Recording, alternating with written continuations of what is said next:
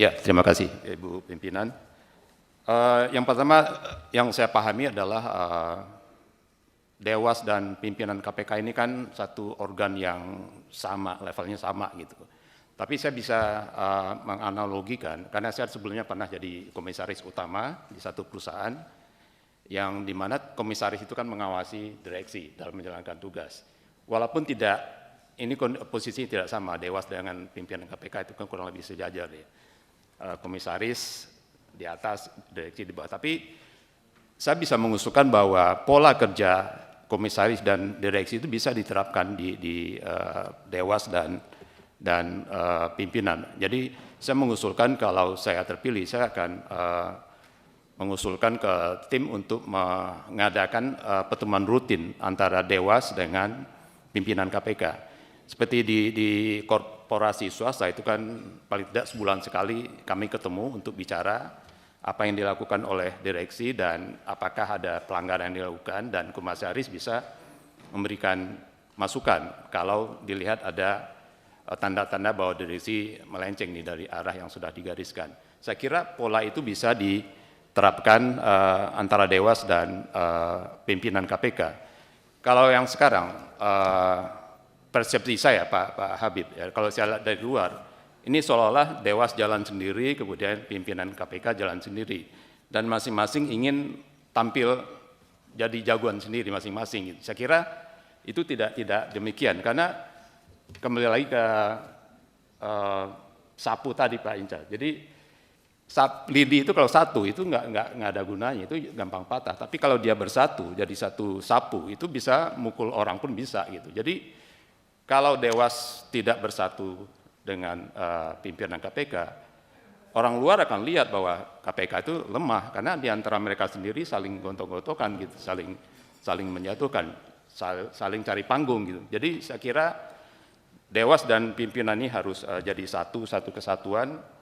Ibarat tadi, lidi kalau satu itu akan gampang patah, tapi kalau dia bersatu bisa jadi alat pemukul yang keras. Tadi menarik dari pertanyaan Pak Riwanto dari Golkar tadi bahwa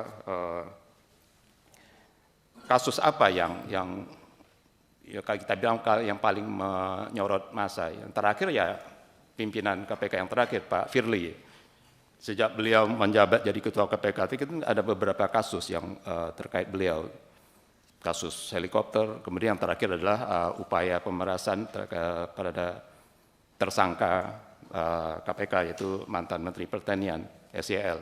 Jadi saya kira itu pelanggaran etika yang sangat berat Pak Riwanto, karena Anda harusnya menegakkan integritas, harus memberantas korupsi, tapi Anda kolaborasi atau dengan tersangka. Jadi saya kira itu pelanggaran etika yang sangat berat yang menurut saya itu tidak bisa dimaafkan, dan itu kenapa tadi saya sajikan angka CPI itu kan indeks korupsi kita menurun sejak 2019.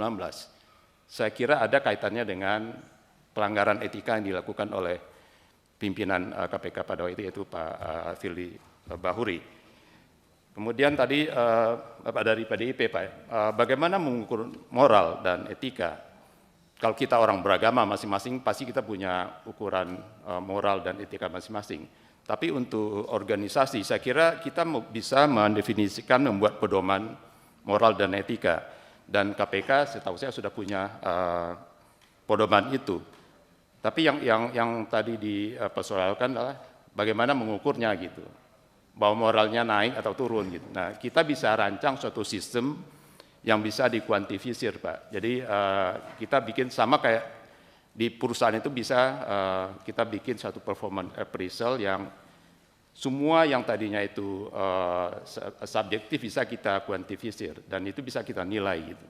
Nah, saya kira nanti kalau saya terpilih saya akan mengusulkan ke pimpinan untuk membangun sistem itu supaya kita tidak menilai berdasarkan subjektif. Kita menilai satu jelek atau buruk itu kan harus ada ukurannya gitu. Nah, tapi terkait dengan pertanyaan Pak Inca tadi, apakah sama kayak wasit di bola yang menggunakan VAR yang tadi yang terkait dengan platform digital. Platform digital yang saya maksud bukan itu, Pak, tapi yang saya maksud adalah bahwa kita bisa membangun satu sistem pengawasan yang berbasis IT, informasi dan teknologi. Tadi Bapak menyinggung, saya memang mungkin hampir semua perjalanan karir saya ada di audit, Pak. Dan terakhir saya merupakan Direktur Pengawasan Transaksi dan Kepatuhan di Bursa Efek Indonesia. Dan sekarang saya bergerak di perusahaan kripto, pengolah kripto exchange, jadi pedagang aset kripto di Indonesia. Jadi memang saya dekat dengan informasi dan teknologi, walaupun saya background-nya bukan IT, background saya accounting, tapi sekarang saya mengelola suatu perusahaan kripto dan itu sangat dekat dengan teknologi. Nah, platform digital yang saya maksud itu bisa dalam rangka pengawasan dan juga untuk mendapatkan masukan dari masyarakat. Ada yang lucu yang saya perhatikan sekarang, di website KPK itu ada alamat untuk memberikan masukan pengaduan dari masyarakat. Tapi itu masuknya ke website KPK yang dikelola oleh pimpinan KPK.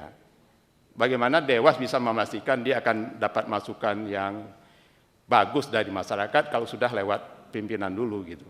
Jadi saya mengusulkan platform digital yang real time itu langsung ke Dewas. Jadi masyarakat yang menyampaikan keluhan atau pengaduan itu Dewas yang terima langsung. Kalau sekarang masuknya ke website KPK, ya pasti disaring dulu oleh pimpinan. Yang masuk ke Dewas pasti yang receh-receh lah gitu.